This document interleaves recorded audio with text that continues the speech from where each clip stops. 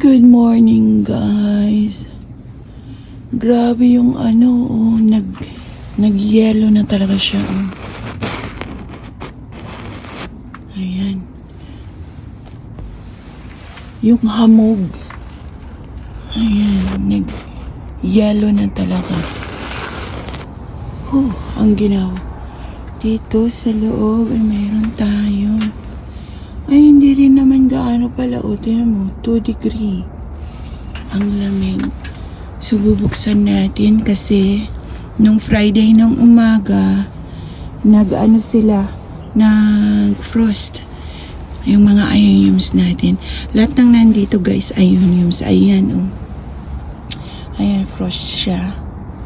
So, yung mga halaman pa natin doon, frost pa yung iba. So, ngayon, titingnan natin yung delikado or hindi na natin kayang buhayin. Tatanggalin ko sila lahat dito pagkatapos ayusin natin yung panabon. Ayan, marami-rami to, guys. Ayan sila. Ang ginawa. So, ito, okay naman siya. Wala siyang damage. Ibig sabihin lang ay matibay siya.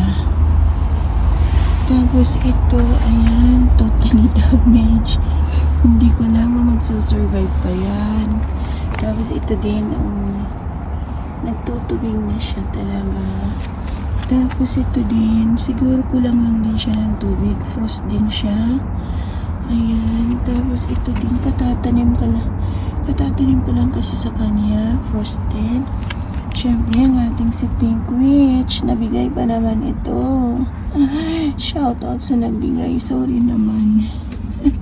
Ibang, ilalagay ko sa ibang lugar. Ito medyo okay siya, matibay. Though, meron kahit sabihin natin matibay, meron pa din siyang, tinamaan din siya. Ito pa yung iba. Ito naman medyo okay. Ito, ayan, kikita nyo yan, guys. Ganyan siya pag nag-frost. Ito medyo okay. Ito din nag-frost ng konti. Ito din. Ayan, marami pang iba. Ito, mahina siya. Ayan. Struggles rin. Ayan. Sobrang nag-frost siya. Mga maliliit. Ayan, ang kalagayan. Ang nila ngayon. Ang estado ng buhay. Kaya paarawan natin sila konti. So, ayan na, guys. Nailabas ko na sila lahat. Ayan. Nailabas ko na sila lahat. Yung mga big size natin ang wala gaanong damage. Yung maliliit lang talaga ang hindi kinaya. Ito, maninipis yung dahon niya pero okay siya. Ito din, okay. Maganda sana ito kung naaarawan. Kaso lang, wala na talaga ang paglagyan. Yung malalaki natin, medyo kupang pa kasi nga siguro walang tubig, pero okay sila kaysa yung mga maliliit. Ayan, okay sila. Yung dito din, ito si Halloween, matibay naman talaga to.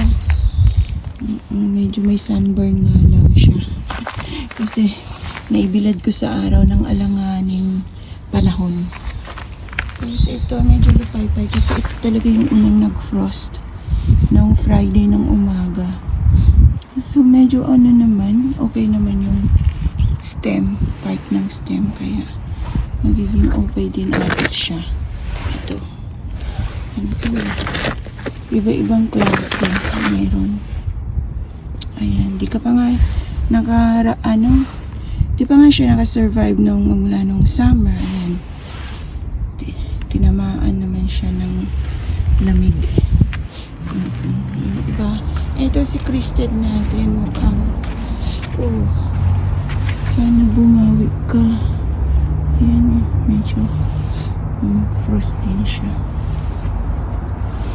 Ayan, ito naman to, okay na okay. So, ayan ang itsura nila. Ayusin natin yung pabahay para maibalik natin sila na okay na yung pwesto nila. So, ayan guys. Nahakot ko na sila. Nadiligan ko ng konti. Tapos nahakot ko na sila dito sa loob ng ating napakaliit small. Maliit na vinyl house. Ayan. Maliit lang talaga ang kakayanin natin kasi wala tayong space. Nangungupahan lang po tayo. At nakakatakot baka sabihin ng may-ari ng lupain na to doblehin mo na yung bayad mo. Doblehin mo na yung rental mo. Ito yung ating kabuuan na vinyl house. At sana safety ng ating baby dahil talagang tinakluban ko na sila ng todo-todo. Wala nang kawala. Ika nga. Ayan. Mainit ngayong araw pero hindi pa rin tayo pwedeng pakasigurado. Magpaka-sure. Ano ba yan? Basta yun.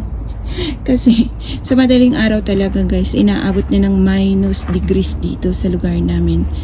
So kailangan nakatawon sila ng todo-todo para kahit papano ay mapanatag tayo at magiging anshin ang ating mga babies. Ano ba anshin? Hindi alam ng mga Tagalog ang anshin, di ba? Para safety, ganun. Oo, andyan sila sa loob. Andyan sila. Tapos ito, ayan, naibababang ganyan. Ayan, bababa na natin. Kasi sarado na natin hanggat mainit pa ang panahon para maipon yung init dito sa loob. Ayan. So, sarado na natin. Tatakpan na natin. At yun. Ayan. Protection sa lamig ang mga buwet. Ayan. Ay, mali. May mali akong ginawa. Sana pala. Ito muna. Ayan. Ito muna. Ay, hindi kita. Sana pala. Ito muna. Ayan. Ito muna sa loob. Meron pa kasi sa loob. May isa pa, tabing. So, hindi ko na alam ilang tabing to. Ito pala muna, bababa natin. Ayan, ayan. Kasi, isa dun sa likod, isa ito, tapos isa nito. Tapos ito yung pinakaharap niya. Ayan. Para hindi pumasok yung hangin. Yung malamig na hangin hanggang loob. Ay, nilagyan ko ulit siya ng isa pang tabing sa harapan mismo kasi yung entrance natin may siwang. Ayan. Tapos dito naman, ito. Ayan. Ayan. Tapos ko na lang. I-clip ko na lang mamaya. Meron tayong clip dyan. Mamaya na kasi hindi kaya ng isang kamay. Ayan. May tabod na rin sila. So ayan. Panatag na tayo. Ayan, ang kabuuan. Tapos meron tayong mga extra pa. Kasi totally, hindi pa naman ako, hindi pa talaga lahat. Hindi pa ito, guys. Ano lang to, itong 3 araw lang nang nagdaan. Tawag nito. Itong 3 araw na nagdaan, talagang super lamig. -3, -4, tapos -2. Oo, tapos bukas, ito, 0 or 1. Kaya, medyo may araw naman pala rito. Ayan. May araw. Ayan. Kaya, naiipon sana yung araw, yung init sa loob. Para pagdating ng gabi, hindi talaga totaling malamig na malamig. So, ayan guys. Isasarado ko lang to.